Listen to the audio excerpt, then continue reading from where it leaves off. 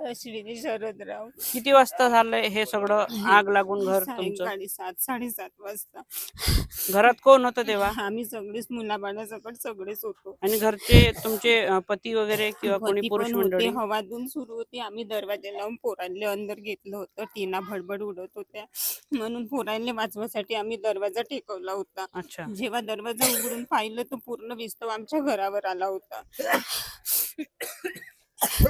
तसेच आम्ही जीव वाचवून पोरायले घेऊन पळालो आम्ही. आम्हाला काहीच नाही सुचलं.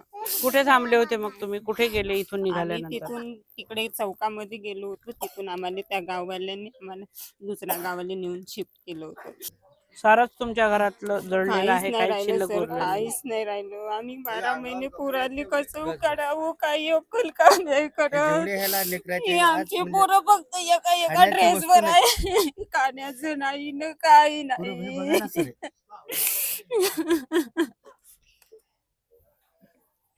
कसा उदरनिर्वाह करायचा आम्ही 12 महिने पोरा कसं अक्कल काम नाही करत. हे पोरं लहान लहान रडून राहिले. आज आपण आलो आहोत धामणगाव विद्या मंदिर. ते हेच गाव आहे भिवापूर तालुक्यातील, ज्या ठिकाणी काल सगळीकडे अग्नितांडव माजला होता आणि या अवघ्या गावाला आगीने आपल्या कवेत घेत अवघं गाव बेचिराग केला. तर आपण पाहू शकता काय भीषण परिस्थिती आहे. अजूनही दूर निघत आहे. आग पूर्णपणे काही विझलेली आहे नाही. गावकरी मोठ्या संख्येने या ठिकाणी जमलेले आहेत. आपण आढावा घेण्यासाठी आलो आहे. काय कशा पद्धतीने इथे नुकसान झालंय, काय परिस्थिती या गावात आपण जाणून घेऊया. आपण पाहू शकता कशा पद्धतीने इथे विध्वंस झालेला आहे आणि आगीने हे संपूर्ण गाव आपल्या कवेत घेत या लोकांची, गावकऱ्यांची जी आयुष्यभराची कमाई होती, धनधान्य होतं, ते काही क्षणातच त्याची राख रांगोळी केली आहे. अतिशय विदारक परिस्थिती या गावातून आता आपल्याला दिसून येत आहे. आपण पाहू शकता घरातील जे दैनंदिन वापरातले साहित्य आहे सारं जळून राख झालं आहे. त्या साहित्यांची काहीच शिल्लक उरलं नाही. आणि आता या गावकऱ्यांसमोर खूप मोठा प्रश्न उपस्थित आहे आणि यांना आता तातडीची मदत हवी आहे शासनाकडून. या ठिकाणी आपण पाहू शकतो कांद्याचा माल नुकताच यांनी काढलेला होता आणि ते सुद्धा इथे जळून राख झाले. तर आपण यांच्याकडनं आपण जाणून घेऊया. काय ना आपलं? अरुण अजबराव वानखेडे. काय कशा पद्धतीने घडला हा सगळा प्रसंग? इकडं आग लावली कोणातरी, त्या आग आली इकडं. आता मी म्हणजे भिशीला गेलतो, सणवार होता काल बाजार, यायला सुद्धा माहित नाही. मी आलो नाही, यायला घराच्या बाहेर काढलं मी. किती वाजता दरम्यान? 6:30 वाजताची सायंकाळी. त्यावेळेस वादळ होतं खूप. हो, वादळ होतं खूप. हो, किती घरं जळले साधारणतः गावात? साधारणतः 40-50 घर जळले. एवढे घरं प्रभावित आहे. हो. आणि या गावामध्ये किती घरांची वस्ती आहे? 1000. त्यापैकी जवळपास 50 ते 60 गावं म्हणजे घर जळले, राख झाले. हो. तर आता काय परिस्थिती आहे सध्या? आता तुमचं होतं नव्हतं सारं गेलं. हो. शासनाकडे काय मागणी आहे? मागणी आमच्या हे द्यावं सपा शासनाने आमची भरपावती पुरी. कोणता कोणता शेतमाल जळला तुमचा? सोयाबीन जळला आमचा, 2 फुवारे जळले, चणे जळले. ते तिकडे गहू होते आमचे, ते स्टाईल ते गहू जळले आमचे, मिरचे जळले. अच्छा, म्हणजे जे होतं नव्हतं ते सारं जळलं. दादा काय नाही आपलं? राजू शामराव घुसारी. हे जे घर आहे मागे दिसतं हे आपलंच आहे? हो. काय कशा पद्धतीने हा सगळा प्रकार झाला? हा जो कैलास ढाकुरकर आहे यानं आपल्या वावरामध्ये वनवा लावलेला आहे. किती लांब आहे त्याचं शेत इथून? गावाला लागूनच आहे बिलकुल. अच्छा. आणि मग त्यानंतर हवा सुटली, वादळ होतं त्याला 1-2 लोकांना म्हणते की वनवा लावू नको आता. अच्छा. पण तो त्या लोकांचं ऐकलं नाही. त्या माणसाने वनवा लावून टाकला. आणि वनवा लावल्याच्या बाद तो फरार होऊन गेला. कालपासून तो अजूनपर्यंत गावात दिसून नाही राहिला. नागपूर पासून लोक येऊन गेले येतपर्यंत, पण तो माणूस अजून घराच्या बाहेर नाही. तुमच्या घरात सगळीकडे आग होती, तुमचं घर संपूर्ण आगीने आपल्या विळख्यात घेतलं. तर साधारणतः किती वाजता हे तुमच्या घरापर्यंत आग पोहोचली? तरी ते आमच्या घरापर्यंत 6च्या अगोदरच आग येऊन गेलती. काय शिल्लक उरलं तुमच्या घरी? आता शिल्लक म्हणजे बाहेर जो चणा होता 100 कट्टे, तो पूर्ण जळून खाक झालेला आहे. आणि अंदर पण चणा भरून आहे आमचा. शेतमाल पूर्ण भरलेलं होतं घरात. हो, पण अंदरच्या मालाला काहीच नाही झालंय. पण बाहेर जो 100 पूर्ण बेचिराग झालं. हो. आता शासनाकडे काय मागणी आहे? शासन का देणार आहे मागणी करू नये? शासन 10-20 हजार काल लोकप्रतिनिधी येऊन गेले तुमच्या गावात, लोकप्रतिनिधी- आमदार आले होते, खासदार आमदार आले होते. आले, काय पण आश्वासन आमदार- दिलं त्यांनी? आमदार आले ते रस्त्यानं पाहत गेले पण कोणासोबतच नाही बोलले. आणि कोणाची- खासदार खासदारही आला पण तो त्याने काहीच नाही काय द्यायचे- भूमिका बजावली त्यांनी या काहीच गावात नाही, आल्यानंतर? काहीच नाही. काहीच नाही. बाहेर बाहेर फिरले बाहेर का? बाहेर फिरले आणि चालले गेले. काही आश्वासन दिलं नाही काहीच किंवा नाही दिलं, काही काही तुम्हाला धीर दिला नाही? नाही नाही नाही आमच्या बरोबर बोलले सुद्धा नाही. ज्याचे घर पेटले त्याच्या सोबत नाही बोलले, फक्त त्याच्या माग माग लोक हिंडत होते. मग आता रात्री तुमची व्यवस्था कुठे केली होती? आम्ही असे अंगणात झोपलो. अग्निशमन दलाचे वाहन अजूनही इथेच आहे. आगीची तीव्रता आणि भीषणता काय होती या सगळ्या परिस्थितीवरून आपण त्याचा आढावा घेऊ शकतो, आपण जाणून घेऊ शकतो. या ठिकाणी दंगा नियंत्रण पथक सुद्धा दाखल झालेलं आहे, गावातली शांतता आणि सुव्यवस्था कायम राहावी यासाठी. या घराची काय अवस्था झाली, इथे एक दुचाकी सुद्धा बेचिराग झाली आणि एका क्षणात होत्याचं नव्हतं झालं. आता या गावकऱ्यांसमोर मोठा प्रश्न उपस्थित आहे की आता जगायचं कसं आणि आपला संसार थाटायचा कसा. सर्व शेती साहित्य आणि शेतमाल, धनधान्य सारं जळून राख झालेलं आहे. या गावालाच जणू स्मशानभूमीचं रूप आलेलं आहे. आणि काल आगीची व्यापकता इतकी होती की संपूर्ण गाव आगीत धगधगत होतं. काय नाव आपलं? सुधाकर गवडी. हे घर तुमचंच आहे? हा, किती वाजता तुमच्या घराला आगीने आपल्या कवेत घेतलं? काय 7 वेळ वाजता. होती तेव्हा? तुम्ही कुठे होता? अंधार घरात. किती लोक होते घरात? 3. मग आग लागल्यानंतर मग धावाधाव मचली असेल एकदम. हा, मग तुम्ही कशा पद्धतीनं काय निर्णय घेतला त्यावेळेस? घरच्या लोकांना वाचवायचं की माल? धुपारण झालं घरात, हम्म. त्यावेळी मी घराच्या बाहेर निघलो होतो. म्हणजे इथून रांगू पाहिलं, हे पेटून मला दिसलं. अच्छा. तर तसाच मी माझ्या मुलीला आणि पत्नीला घेऊन निघालो येतो. आग लागण्याचं कारण काय होतं? आग लागण्याचं कारण तिथं एका कष्टकारानं रानात चण्याचं कुटार धरलं, त्यामुळे आग लागली. म्हणजे तिकडे तणीस आणि जो चारा होता जनावरांसाठी साठवून ठेवलेला, हम्म. संपूर्ण गावातील शेतकऱ्यांचा जो साठवलेला चारा होता तो आगीने आपल्या कवेत घेतला. तर आता चाऱ्याचाही मोठा प्रश्न उपस्थित झाला आहे हा, की जनावरांसाठी चारा आणायचा कुठून? काय मागणी आपली शासनाकडे? काय मागणी? आमची भरपावती द्यावं. घरात काही धान्य वगैरे हो, होतं? धान्य काय वगैरे पुरत होतं? गेलं. गहू तांदूळ काहीच नाही राहिलं त्याच्यातलं. काहीच उरलं नाही. नाही. त्याचं नव्हतं पार काहीच सारं नाही. जळून कपडे नाही राख झालं. राहिली अंगाला, आता घालायला मला कपडे नाही. मग आता तुमची व्यवस्था कुठे होती रात्री? आता कुठे? अजी परक्याच्या घरी.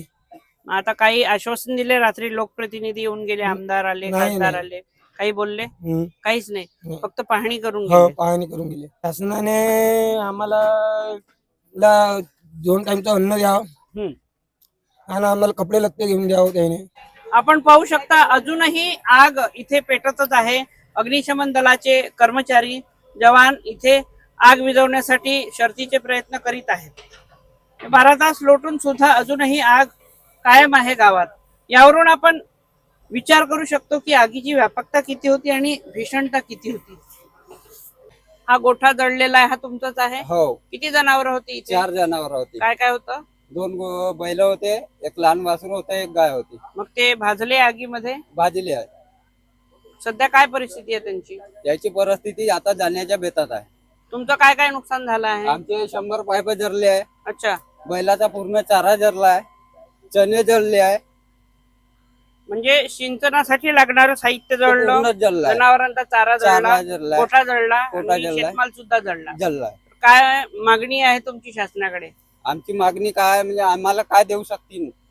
काल आमदार आणि खासदार येऊन गेले गावाला ते भेट देऊन. आम्हाला काही भेटले काही नाही. आश्वासन दिलं त्यांनी? नाही आहे, काही आश्वासन नाही दिलं. रुपेश हरिराम हे टेके. जळलेलं घर आपलंच आहे? हो. काय काय नुकसान झालं आपलं? जे सामान अंदरचा दरवाजा जळला, अंदरचा आतमधलं सामान, डाळ होती तुरीची. म्हणजे सारंच जळलं घरातलं. हा. सगळंच मागा लागल, अनाज पाणी पैसा. सारं हो, मृतावस्थेत पडून दिसून येत आहे पडल्याचं आपल्याला. किती कोंबड्या मरण पावल्या कुणाच्या? काय काय जळलं तुमचं? 3,57,000 कॅश जळली, हा. पिकअप जळली, एक 2 व्हीलर जळली, एक सायकल जळली, शेळ्या जळल्या, कोंबड्या जळल्या, पूर्ण घरात 3 तोडे सोनं जळलं, पूर्ण गहू तांदूळ एकही काहीच नाही. शिल्लक उरलं नाही. तुम्ही घरात पाहू शकता. सर्व साठवून ठेवलेलं धान्य ते सुद्धा बेचिराग झालं आहे. नाही थांबा, इकडले शेळ्या घेऊन घे, इथून दिसणार नाही ना रे. इथे शेळ्या मरून पडलेल्या आहे. 2 शेळ्या यांच्या आगीत भाजल्या आणि होरपडून त्यांचा जीव गेला. आपण पाहू शकता यांच्या या पिंपामध्ये तांदूळ साठवून ठेवले होते. सगळे तांदूळ जळून त्या कोळसा झालाय तांदळांचा. गीता राव रामटेके. 4 तोडे सोनं जळलं. पुन्हा काय काय नुकसान झालं? पैसे जडले, पूर्ण कपडे, एक कपडा नाही राहिला नेसाले. आपण पाहू शकता या माऊलीच्या डोळ्यात अश्रू आले आहे. त्याच्यामुळे त्या अश्रूवरून त्यांचं दुःख किती आहे, त्यांचं झालेलं नुकसान किती आहे आपण पाहू शकतो.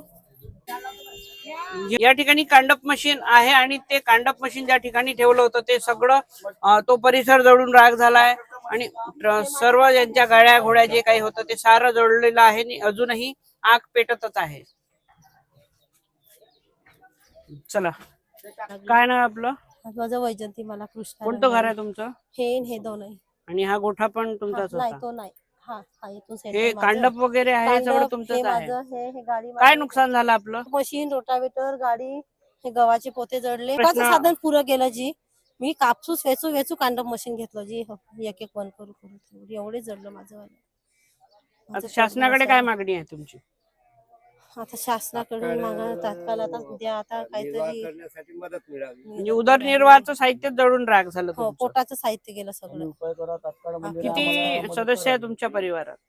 2 मुलं आणि आम्ही दोघं, 4. आपण पाहू शकता या महिलेला पण भाजलेला आहे त्या आगीमुळे. कालच्या कोडे आले आहे हाताला त्यांच्या. त्याचा कान जडला, तिकडे ठेवला. त्यांचे पती आहेत ते ऑपरेशन होऊन बेडरेस्टवर आहेत. त्यांना सुद्धा आगीमुळे इजा झाली, ते सुद्धा भाजले.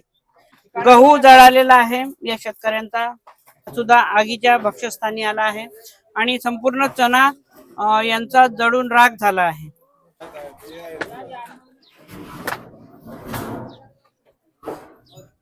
सरकारने आम्हाला मदत करावी चांगल्या प्रमाणे.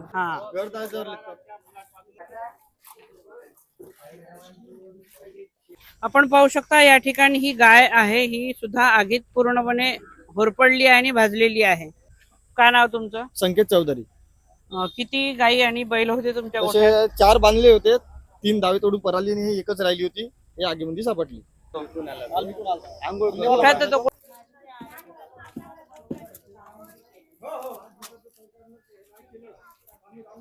सगळं घरातील साहित्य दुसऱ्याच्या घरी घेऊन आले. ज्यांचं घर जळलं ते मंडळी पाहू शकता.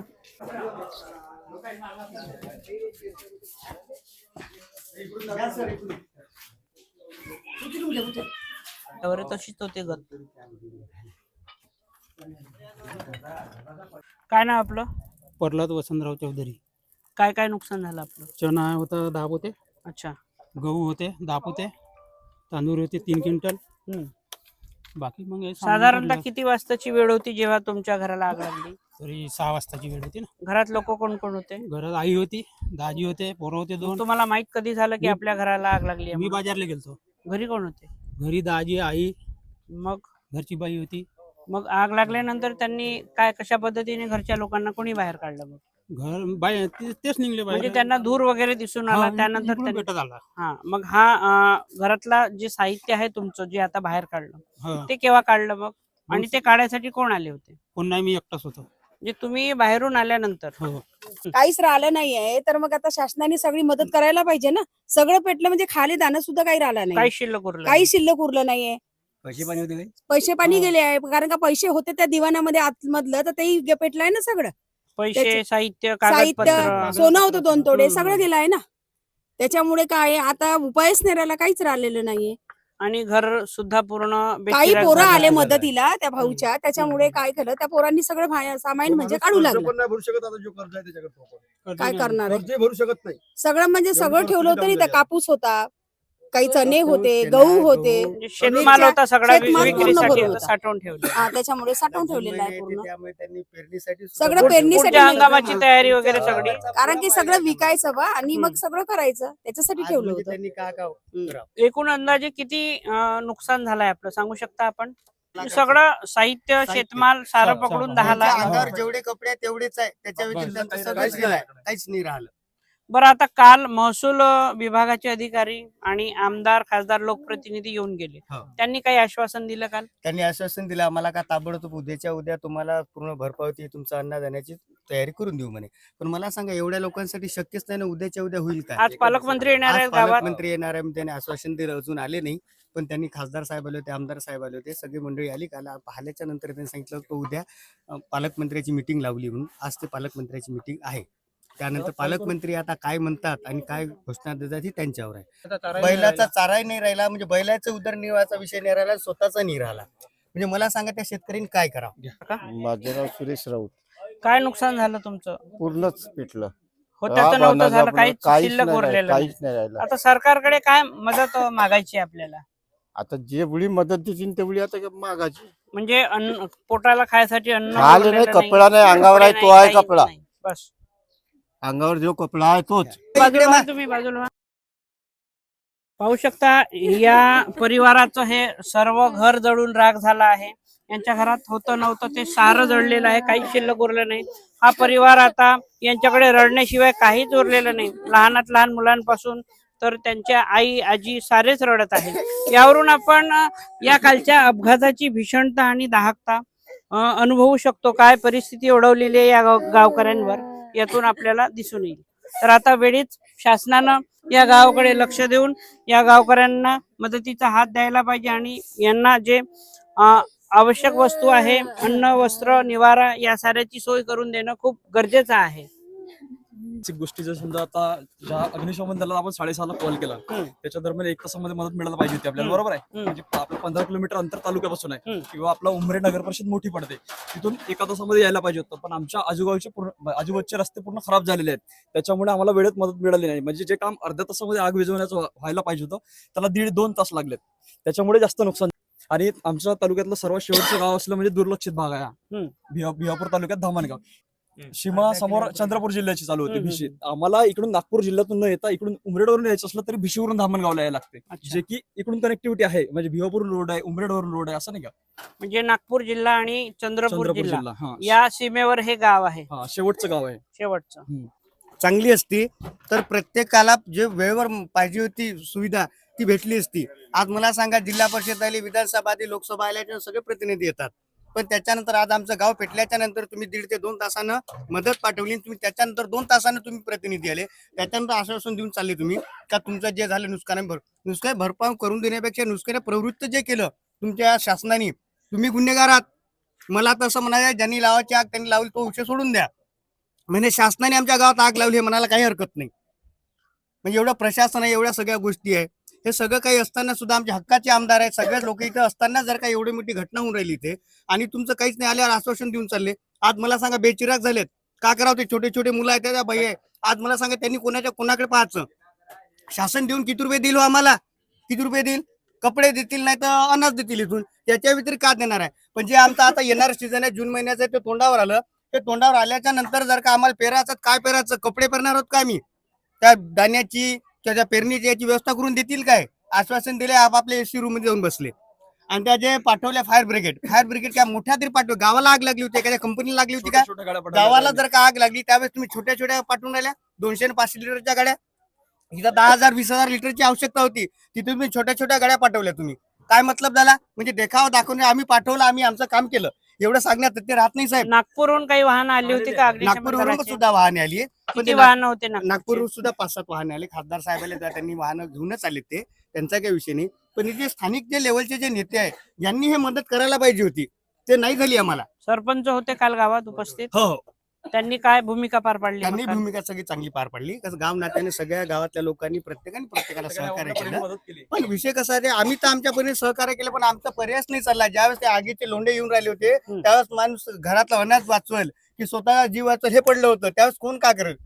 प्रत्येक जणांना आपापल्या घरातलं काहीच नाही नेलं, स्वतःचा जीव घेऊन प्रत्येक जण घराच्या बाहेर पडला. इथे व्यक्ती तुमच्या संपूर्ण गावाची होळी झाली काल, संपूर्ण गावाची बेचिराग झालं. मला सांगा पुऱ्या आयुष्याचा गोंधळ झाला इथे. आयुष्याची कमाई गेली, काहीच उरलेलं नाही आज शिल्लक. मला सांगा इथे आमचे बकरे शेळ जडले. त्याच्यानंतर हे ऑटोवाले, याचं नाव काय? भीमरावजी ढोणे. आज त्या माणसाचा उदरनिर्वाहाचा विषय होता. ऑटोही गेला, त्याचं भाजीपाला विके, त्याची 2 व्हीलरही गेली, त्याचं घरही गेलं. हे सगळं गेल्याच्या त्या माणसाला कोण आणून देईल सांगा बरं? काय नाव आपलं? माझं नाव दीपाली विलास काय करता तायवाडे. आपण? मी आशा या पदावर आहे. आशा वर्कर. तर काय काय नुकसान झालं, काय जळलं तुमचं? घरातलं सर्वच जळलं सर, भांडे वगैरे, अनाज वगैरे आणि पैसे वगैरे होते ते पण जळले आणि माझं पूर्ण रेकॉर्ड जळलं. आम्हाला म्हणजे वेळच नाही मिळालं काढायला. म्हणजे संपूर्ण गावकऱ्यांचे जे काही कागदपत्र रेकॉर्ड असतो तो तुमच्याकडे असतो, पूर्ण तो माझ्याकडे सगळा रेकॉर्ड सर्वच जळाला. जळलं. फक्त 2-3 रजिस्टर आहे माझ्याकडे, बाकी सर्व जळलं. की आमच्याकडे काहीच नाही आता, फक्त अंगावरचे कपडे आहे आणि आम्ही आहो, बाकी काही नाही आमच्याकडे. नाही पैसा आहे, नाही काहीच आहे, अनाज पण नाही आणि राहायला जागा पण नाही आता. जास्तीत जास्त शासनाकडे काय मदतीची मागणी आहे? शासनाकडे हेच मदत आहे, कारण की एवढे वर्ष झाले, मी 5-6 वर्ष झाले मी टिनाच्या झोपड्यामध्ये राहत आहे आणि इथे पूर्ण हॉल येते, तरी पण मला घरकुल पण नाही दिलं मला शासनाने. म्हणून शासनाकडे हे एकच विनंती आहे की मला घरकुल द्यावं. आपल्यासोबत भिवापूर तालुक्याचे तहसीलदार आहेत, तर आपण त्यांच्याकडनं जाणून घेऊया या गावात जी परिस्थिती ओढवली, काय कशा पद्धतीने आता शासन गावकऱ्यांच्या मदतीला धावून येणार आहेत. काल सायंकाळी 8च्या सुमारास या ठिकाणी आकस्मिक आग लागल्यामुळे या ठिकाणी आम्हाला समजल्यानंतर आम्ही तात्काळ जवळपासच्या ज्या काही अग्निशमन यंत्रणेच्या गाड्या आहेत त्या सगळ्या गाड्यांना पाचारण केलं या ठिकाणी आणि रात्री जवळपास 2-3 वाजेच्या सुमारास आम्ही सर्व आग आटोक्यात आणलेली आहे आणि आता या ठिकाणी आम्ही पंचनामे वगैरे जे घरांचं नुकसान झालेलं आहे त्या नुकसान झालेल्या घरांचे पंचनामे वगैरे जे त्यांना शासनाकडून मदत मिळवण्यासाठी जे काही निकषानुसार त्यासाठी पंचनामे वगैरे करण्याची आमच्याकडे सध्या कार्यवाही सुरू आहे. ज्यांची घरं जळली त्यांच्याकडे फक्त अंगावरची कपडे उरलेली आहेत. राशन नाही, काही घरात साठवलेला शेतमाल तो जळला, कागदपत्र जे महत्वाची दस्तऐवज आहे ते सुद्धा जळले, पैसे जळले, सारं जळलं. तर आता प्राथमिकता काय आपण म्हणजे कुठलं पाऊल उचलणार आहात? सद्यस्थितीमध्ये आता आम्ही पंचनामेच करतोय. त्यांचं जे काही नुकसान झालेलं असेल तर ते पंचनाम्यामध्ये सगळ्या नुकसानीच्या ज्या काही वस्तू झाल्या असतील त्या सगळ्या वस्तूंची नोंद आम्ही त्यामध्ये घेणार आहोत आणि पंचनामे केल्यानंतर मग आम्ही वरिष्ठ कार्यालयामध्ये कडे नुकसान जे काही अनुदान आहे त्यासाठी आम्ही ते अहवाल पाठवणार आहोत. आणि आता पंचनामे होतील आणि त्यांच्याकडून काही रेकॉर्ड लागेल आपल्याला, समजा कोणाचं आधार कार्ड पाहिजे, काही पाहिजे, तर हे कागदपत्र सुद्धा त्यांची जर जळाली आहेत तर मग आता काय भूमिका असेल आपली? आपण कागदपत्र मागू की थेट मदतीसाठी आपण हात पुढे करू? नाही, करू ना, आपण मदत करू आणि काही ना काही मार्ग काढू त्यामध्ये. आता सध्या यांची व्यवस्था कुठे केली आहे राहण्याची आणि जेवणाची? काल आम्ही त्यांना आपल्या ग्रामपंचायतमध्ये त्यानंतर शाळेमध्ये व्यवस्था केलेली होती, परंतु जे लोक आहेत त्यांनीच या गावच्याच इतर त्यांचे काही नातेवाईक असतील, मित्रमंडळी असतील त्या ठिकाणीच त्यांनी राहणं प्रेफर केलं. पण आम्ही त्यांची व्यवस्था केलेली होती, रात्री त्यांना जेवणाची पण व्यवस्था केलेली होती. आता पण जे काही बेघर झालेले आहेत त्यांची पण आम्ही जेवणाची व्यवस्था करत आहोत. त्यामुळं आम्ही प्रशासन जे काही नुकसान झालेले लोक असतील, नागरिक असतील त्यांच्यासोबत आहोत आणि त्यांच्या दुःखामध्ये पण आम्ही सामील आहोत. त्यांच्यासाठी जे आम्हाला शासकीय निकषानुसार जे काही आम्हाला त्यांना मदत करण्यासाठी पाऊल करता येईल तेवढी कारवाई आम्ही करत आहोत. गावकऱ्यांचा असा आरोप आहे की अग्निशमन दलाची कुमक इथे येईपर्यंत बराच वेळ लागला.